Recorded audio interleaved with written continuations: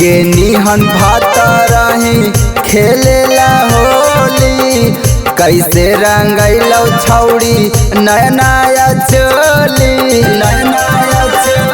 हे गे गेनी हन भाता रही खेलेला होली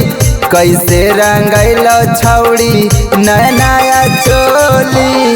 मन भरा लौकी होलिया बेकार हो गेलो रे भतरा डोलल तो बेकार हो गेलो देवरा डोलल को लाल हो गेलो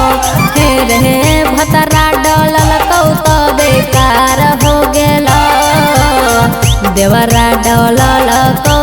लाल हो गेलो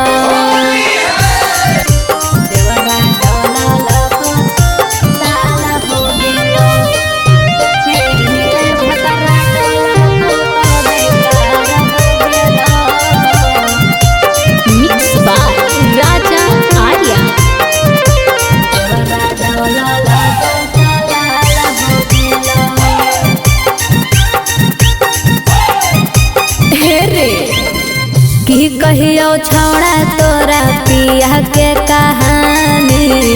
होलियों में डाल कौना ही हौदा में पानी काहेला भातारा रूसल हालोगे गे गे कहाँ जाके घुसल हालोगे गे गे देवरे के सभे अधिकार हो गेलो भतरा डोलल तो बेकार हो गेलो देवरा डोलल को लाल हो गेलो हे रे भतरा डोलल तो बेकार हो गेलो देवरा डोलल को लाल हो गेलो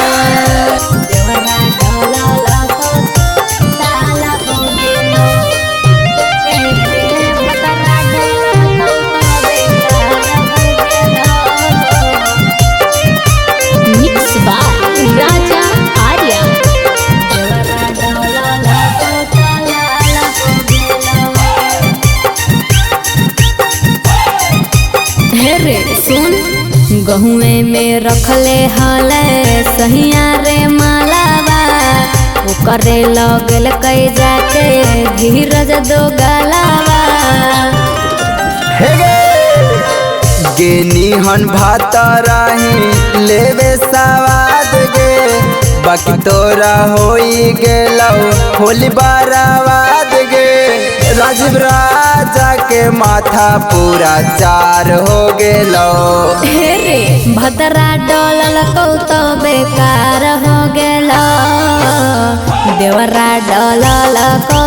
लाल हो गेलो हे रे